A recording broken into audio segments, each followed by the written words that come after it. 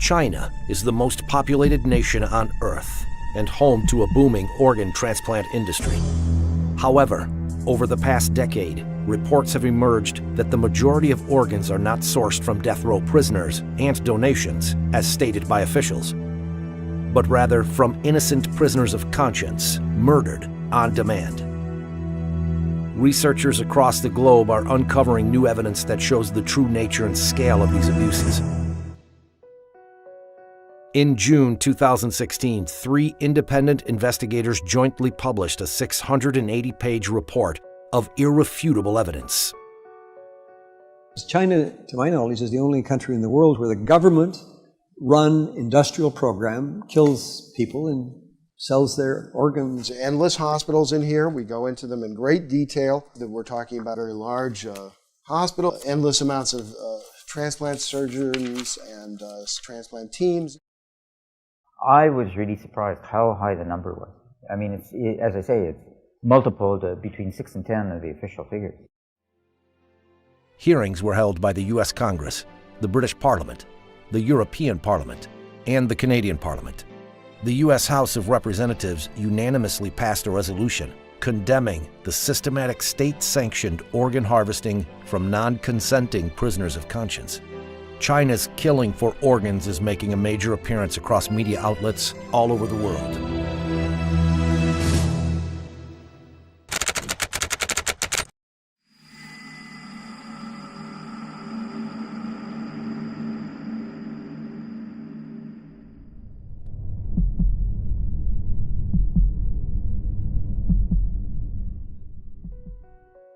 In 2006, it first came to light that prisoners of conscience were being killed on demand for organ transplants in secret detention facilities throughout China.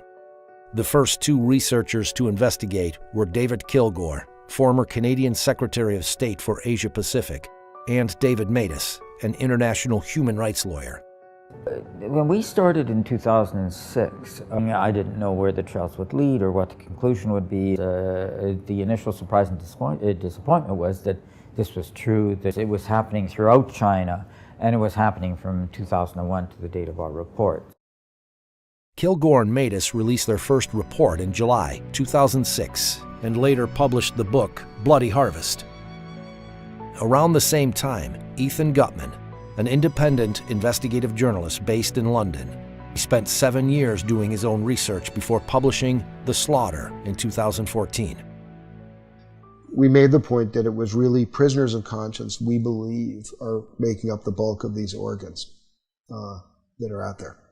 And we came, as David Kilgore and David Matas and I, came to this from the same conclusion from very different, using very different procedures, but we did come to that conclusion. The investigators joined forces, researched hundreds of transplant hospitals in China, and released their new report in 2016. The 3 investigators were nominated for the Nobel Peace Prize for their work.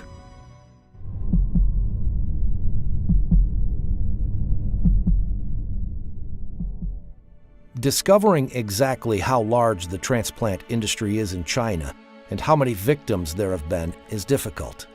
The researchers spent a decade piecing together the evidence. For example, in September 2013, Director Zhu Jiye of the Liver Transplant Center at the People's Hospital of Peking University told China Economic Weekly, "Our hospital conducted 4,000 liver and kidney transplants within a particular year." So we had to cross-check everything. So when we had posted volume numbers, we cross-checked it against staff, against beds, against research publications, against media reports, against the purchase of immunosuppressive drugs. I mean, every which way we could. And what we were able to do by all this cross-checking is develop a consistent picture. And in that particular case, we came to the conclusion that yes, this claim of 4,000 was real. Shenzhen Central Hospital, they have 500 beds. It's actually over that now. 500 dedicated transplant beds. Now, they were claiming in their internal communications at several points to be doing 131% occupancy. What that means, again, 20 to 30 day stay, or what it suggests is they're doing about 5,000 transplants per year. These examples show that China's official claim of 10,000 transplants per year is easily surpassed by just a few hospitals. But these two hospitals are just the tip of the iceberg. The investigators found that more than 1,000 transplant hospitals applied for permits from the Ministry of Health in 2007 to continue doing transplants. That suggests these hospitals met the ministry's minimum capacity requirement for transplant centers it certifies. 169 were eventually selected. If you assume hospitals just operating at the minimums, never mind our actual estimate is closer to 100,000 a year. The researchers found other evidence of a massive transplant system, some of it from Chinese officials themselves.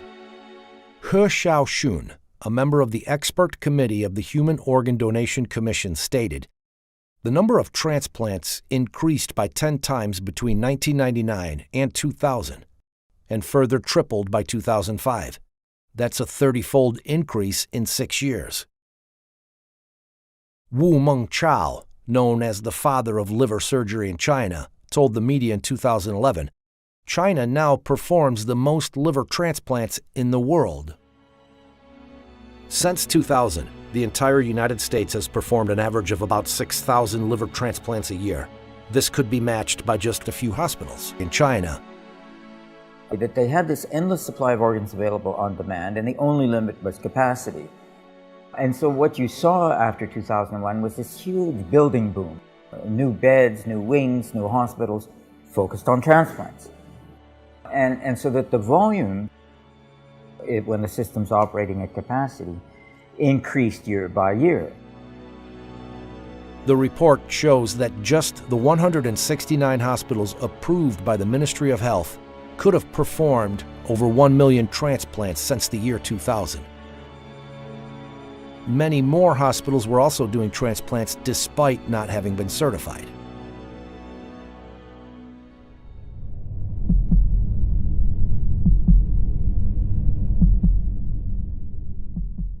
Organ transplantation has been continuously incorporated into the National 5-Year Plan and has become a high priority in China's national strategy. A large number of organ transplant research and training projects are funded under the major national programs and funds. The investigators found that China International Transplantation Network Assistance Center, CITNAC, listed transplant prices for foreigners on its archived website. It was bringing in about $9 or $10 billion a year. This industrial transplant operation going on across China now. It's a lot of money. A lot of hospitals are financing a lot of their activities through that.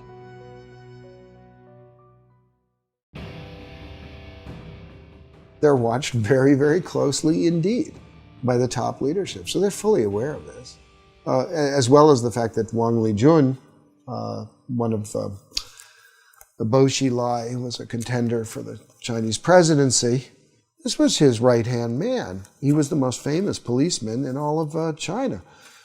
Here he is directing organ trafficking. I mean, he had a center which did this. He was given an award for doing this, and specifically for coming up with a new lethal injection method. He did thousands of transplants by his own admission in the award ceremony. He talks about that. CITNAC website stated, "We need to give all of the thanks to the government for the support extended for our completing such a large number of organ transplants every year. This is a one-of-a-kind in the world."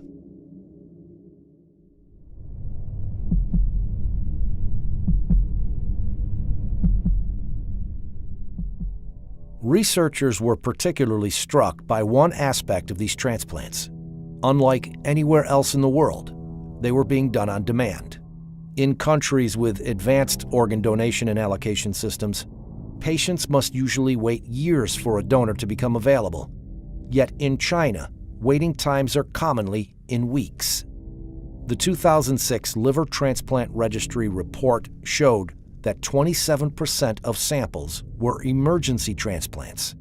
That means they found a new liver within days or even hours.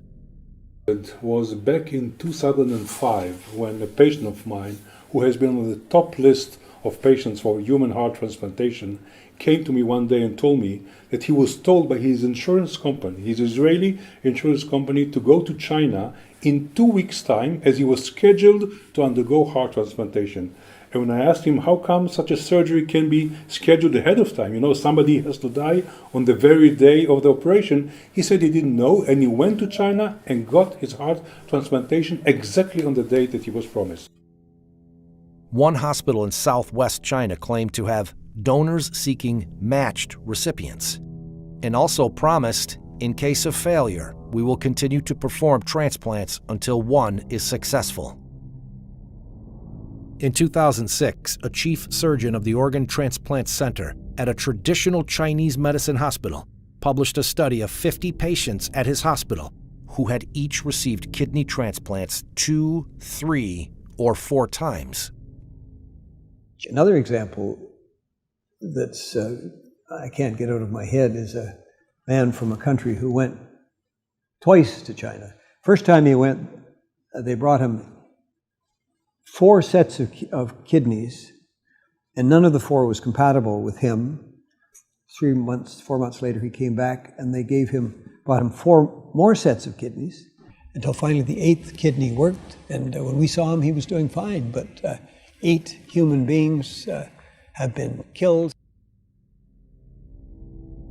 In northeastern China, the International Transplantation Network Assistance Center stated on its website, China carries out kidney transplants from living sources. It's completely different from cadaveric kidney transplants in Japan. Because they have a bank of live donors waiting to get a match on the computer. Like some horrible restaurant where you go in and see a lobster and say, I want that lobster, and the lobster's killed. It's a crime against humanity.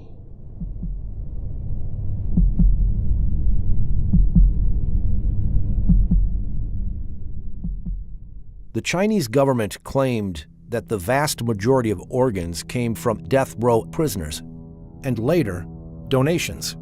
However, international organizations estimate that the number of death row executions at thousands each year since 2000, and decreasing. Chinese tradition requires that bodies remain whole after death. There was no organ donation system in China before 2010. Even today, there are very few donations. Therefore, these 2 sources combined account for only a tiny fraction of all transplants performed in China. China started performing transplants with organs harvested from executed prisoners at a small scale in the 70s. In the years that follow, it also started using organs from prisoners of conscience. In 1999, the crackdown of Falun Gong starts. That is the largest action of scale by the Chinese Communist Party since the Cultural Revolution. And by 2000, 2001, that's when you have this explosion of transplant activity. We see continuity in the numbers over time.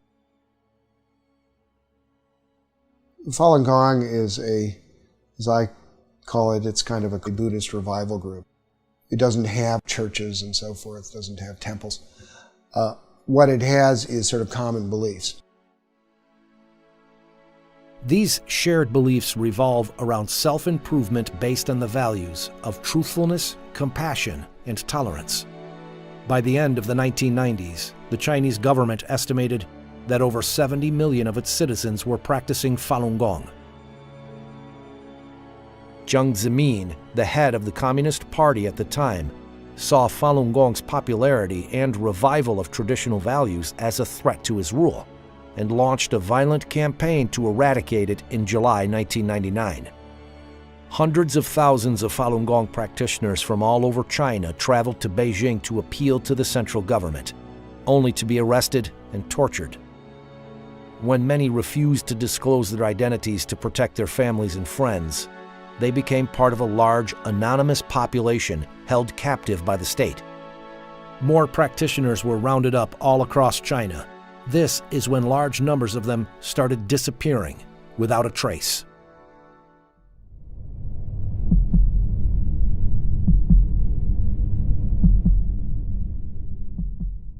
The official line in terms of repression of Falun Gong. The party is bankrupt them, financially ruin their reputations, destroy them physically. So that the vilification is destroying their reputations, the organ transplants is destroying them physically.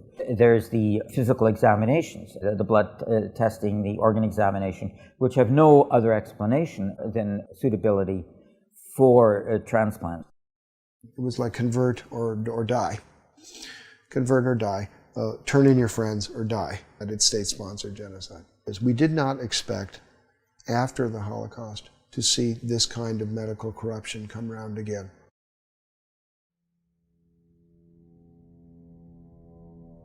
How can doctors, people trained to heal, harvest organs from living people for transplants?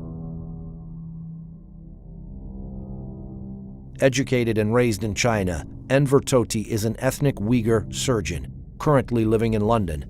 He was told to extract the organs from a living prisoner in 1995. They made you disabled to think yourself.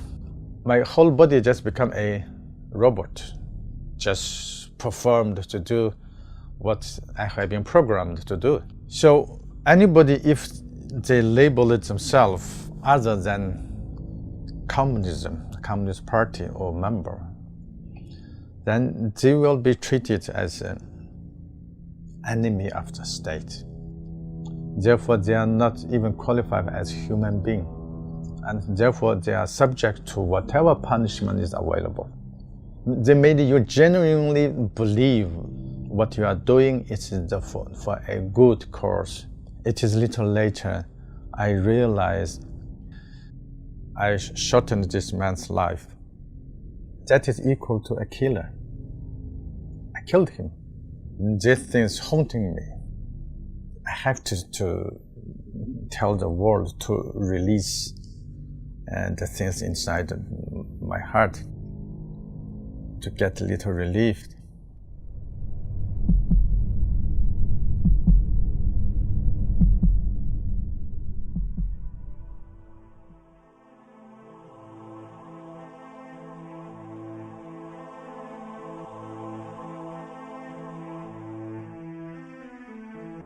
In February 2017, Freedom House, an international human rights watchdog, published its own report on religion in China.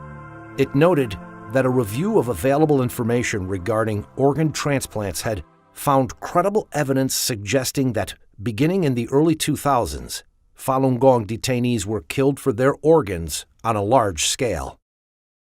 It added that the large-scale disappearance of young Uyghur men, accounts of routine blood testing of Uyghur political prisoners, and reports of mysterious deaths of Tibetans and Uyghurs in custody should raise alarm that these populations may also be victims of involuntary organ harvesting.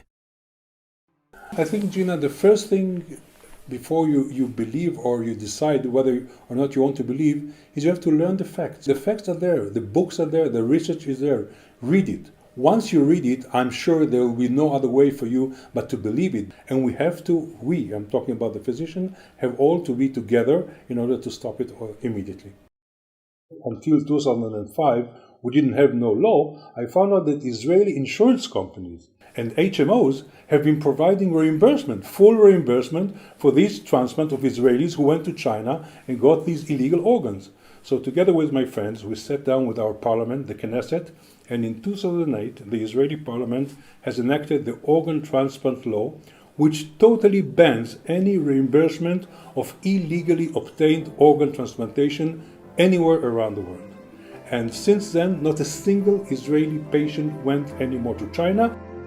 In addition to Israel, Spain, Italy, and Taiwan have passed laws restricting their citizens from traveling to China to receive an organ transplant from an illicit source. The systematic, government-sponsored harvesting of organs is a monstrous crime. I strongly believe that the 17-year campaign to eradicate Falun Gong will be seen as one of the great shames of recent Chinese history. Since I've been a student of the Holocaust, I feel that to a certain extent what we're seeing is just a continuation of what we saw there in another form, which is the endless and bottomless depravity of human nature. I mean, there's no limit to the form of evil that people can sink. When I was writing The Slaughter, I sometimes said, oh, I'm writing history, and then at the end of it I realized I wasn't. It was actually still going on. This is a new form of genocide, and it's using the most respected members of society to implement it. This is one of the central tests of our time. We can't avoid this any longer.